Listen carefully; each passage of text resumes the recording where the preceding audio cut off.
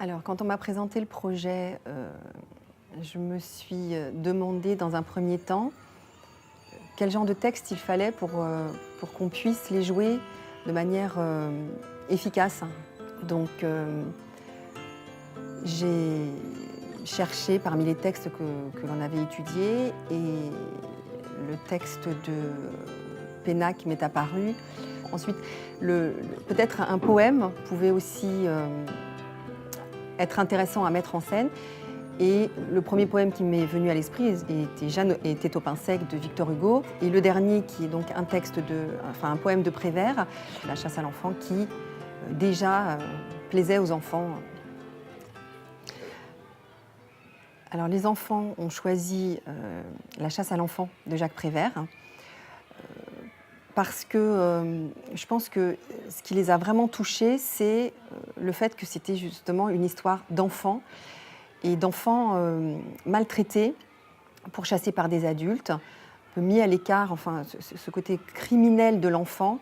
Pour Chasser l'enfant, il y a quand même des choses que j'ai bien aimées dedans, parce que c'est vrai en fait comme texte. Et en plus, c'est une histoire vraie. Les enfants se faisaient maltraiter par leur maître. Dès qu'ils faisaient des bêtises, ils allaient dans une île. C'est comme une prison. Mais en même temps, quand ils faisaient des bêtises, c'était pas pour voler. Enfin, c'est comme s'ils volaient, mais c'était pas pour voler. C'était pas pour voler. C'était pour manger. Ils avaient faim.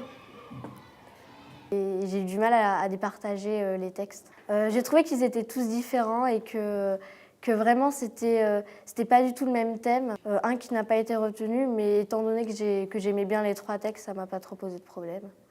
Et c'est aussi bien d'avoir choisi La chasse à l'enfant. J'avais pas vraiment d'appréhension sur la réaction des enfants. Les connaissant, vu leur motivation pour les projets qu'on peut mener de manière générale, je me suis doutée que ça allait vraiment les intéresser. Le côté théâtre et puis le côté filmé, finalement, ne me semblait pas un obstacle pour eux. C'est la première fois que je fais du théâtre filmé. J'ai bien aimé, ça m'a plu.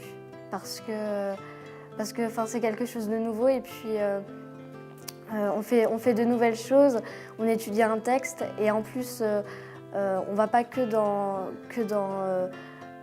le texte, on voit aussi un petit peu ce que ça fait d'avoir des caméras et tout ça, donc j'ai trouvé ça intéressant. Ça me semble facile d'imaginer la scène en tout cas, d'imaginer comment c'est, mais en fait à mon avis de le faire, ça m'a l'air quand même assez difficile. J'aimerais bien jouer un personnage, mais peut-être pas forcément le rôle principal parce que je suis pas quelqu'un qui me met forcément tout le temps en avant, donc plutôt un rôle secondaire. Je pense que ça serait mieux. Enfin, j'ai pas encore pensé à mon personnage. Si je me vois jouer un rôle, je vois plus jouer celui de l'enfant, mais tout le monde veut jouer celui-là en fait.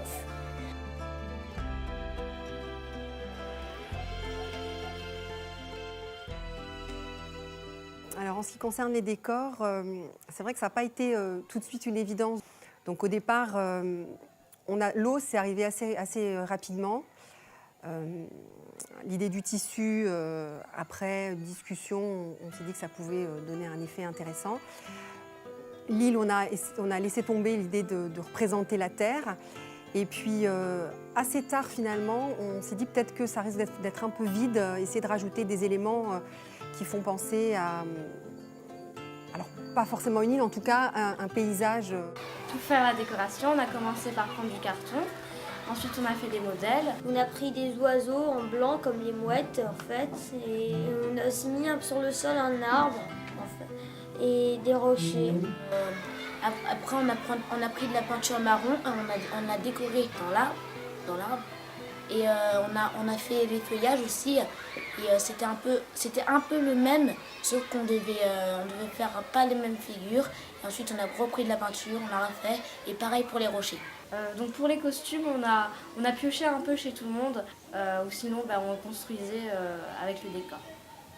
Pour la fabrication des décors aussi et savoir qui allait faire quoi, en fait, c'est vraiment en fonction de ce qui les intéressait le plus.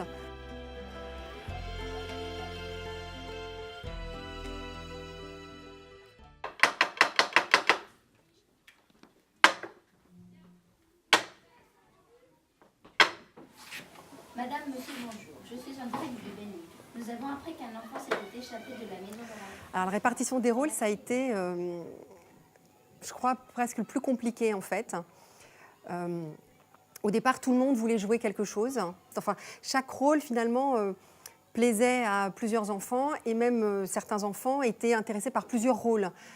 Et puis à un moment donné, bon, il a fallu trancher en fonction de l'aisance peut-être des enfants dans le rôle qu'ils testaient finalement.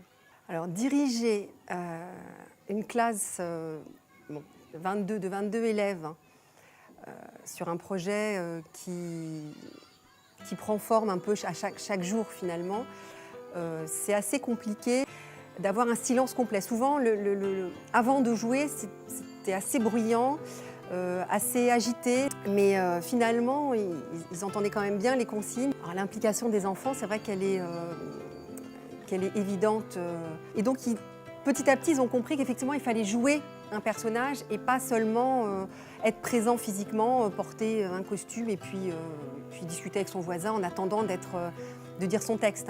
C'était très bien parce qu'on mettait l'intonation et qu'on savait bien le texte, à quel moment on faisait une certaine chose. Par exemple, à quel moment Angelo qui fait l'enfant qui court plonge. Par rapport aux premières répétitions, je trouve qu'on a vraiment progressé.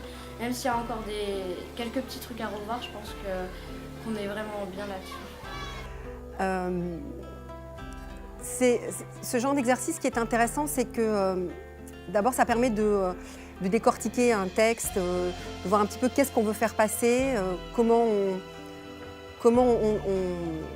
on exprime des sentiments. Je pense que ce qui est de manière plus générale, ça permet aussi de travailler l'écoute, l'écoute de l'autre, et puis de donner son avis, enfin du coup de réfléchir, développer un peu l'esprit critique, argumenter sur est-ce que c'est mieux, moins bien, comment est-ce qu'on pourrait faire autrement, qu'est-ce que tu en penses. Enfin, ça permet à chacun de donner son avis, de voir un petit peu comment il ressent les choses et à l'oral, du coup, de développer la parole et l'argumentation aussi. Je trouve que de faire ce projet, ça nous permet de voir aussi autre chose parce que on n'avait pas que le théâtre, il y avait aussi les caméras et tout ça. Et puis pour ceux qui voudraient essayer de faire ce genre de métier, c'est bien de voir un peu comment ça se passe. Pour demain, si on est prêt, là franchement j'ai un doute. On se sent prêt, oui.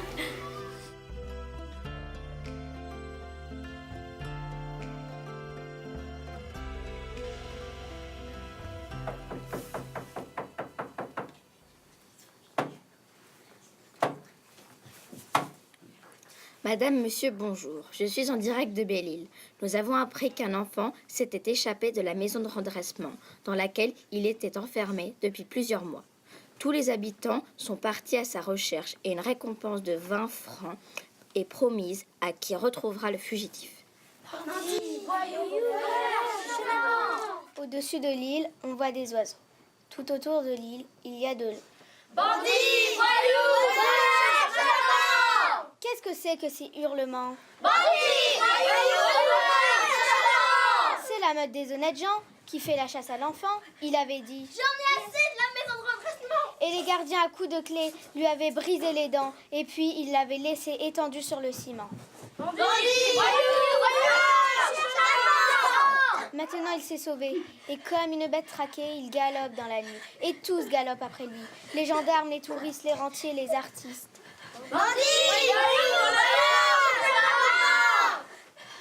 C'est la meute des honnêtes gens qui fait la chasse à l'enfant. Pour chasser l'enfant, pas besoin de permis. Tous les braves gens s'y sont mis. Qu'est-ce qui nage dans la nuit? Quels sont ces éclairs, ces bruits? C'est un enfant qui s'enfuit. On tire sur lui à coups de fusil. Tous ces messieurs sur le rivage sont bredouilles et verts de rage. Rejoindras-tu le continent? Rejoindras-tu le continent? Au-dessus de l'île, on voit des oiseaux. Tout autour de l'île, il y a de l'eau.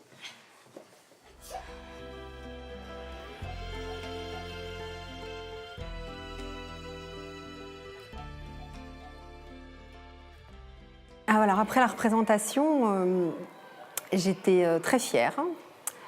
Très fière de notre travail à tous, les enfants, parce qu'ils se sont investis du début jusqu'à la fin. J'ai trouvé ça assez marrant en fait de nous voir jouer ça. Car moi, vu que j'étais un narrateur, je nous voyais pas en fait parce que j'étais dos tourné. Et surtout que je découvre la voix que j'ai en film. J'ai aimé mon rôle de prisonnier qui s'évade parce que c'est un rôle assez essentiel, je dirais. Oui, j'ai aimé d'être filmée. Ça a été un peu bizarre au début, mais ça va. Je pensais pas qu'on me verrait aussi près. Enfin, en fait, j'ai trouvé qu'on était un petit peu stressés. En même temps, on était quand même détendus parce que, on en a parlé la dernière fois, il y avait les décors et les décors, ça permet d'être plus dans son rôle. Parce que par exemple, Angelo, il a pu se cacher derrière les rochers. Peut-être au niveau des narrateurs, il y avait quelques petits trucs. Bon. Enfin, vraiment, il n'y avait pas grand-chose. Elle nous l'a dit d'ailleurs, que globalement, c'était vraiment super et qu'il y avait quand même très peu de choses à revoir. Oui, s'il y avait... Enfin, le seul conseil que j'aurais envie de leur donner, c'est lancez-vous, parce que j'étais tellement angoissée, j'avais tellement peur de ne pas arriver au bout. Je me suis dit, mais je ne sais pas faire, j'en ai jamais fait de théâtre. Il faut échanger beaucoup aussi avec les enfants. Je trouve que de réfléchir ensemble, ça permet vraiment d'avancer. Si j'avais des conseils à donner aux autres enfants qui feraient le rôle de la narratrice ou narrateur, je donnerais comme conseil de mettre plus d'intonation dans quelques paragraphes, d'avoir le sentiment d'être vraiment à la même époque que l'événement. Voilà, je pense qu'il faut continuer, qu'il faut vraiment essayer d'écouter les autres pour vraiment être bien calé par rapport au texte des autres. Je pense que pour réussir ce projet, il faut travailler ensemble. Oui, il faut aussi se parler parce que si on ne se parle pas, on ne peut pas être au courant si par exemple on a fait une modification. En fait, nous, dès le départ, on nous a donné une certaine autonomie puisque dès le départ, on nous a proposé 3 textes et c'est nous qui avons dû choisir un des 3 textes. Et du coup, en fait, cette autonomie nous a permis, je pense, de mieux se développer. C'est pas comme si on nous avait imposé un texte et qu'on devait le faire. Parce qu'on le voit encore dans la vie de tous les jours, quand on nous dit quelque chose et qu'on veut pas forcément le faire, on y met moins de cœur. Alors que là, vraiment, on était beaucoup plus à le vouloir. Donc, je pense que la première chose, c'est quand même d'aimer son texte, donc de laisser la possibilité à ceux qui jouent, ou même aux décorateurs, enfin à tout le monde en fait, de pouvoir choisir. Le seul conseil, c'est, n'ayez pas peur, allez-y, parce que j'avais très très peur et en fait, je suis extrêmement contente du résultat et donc voilà.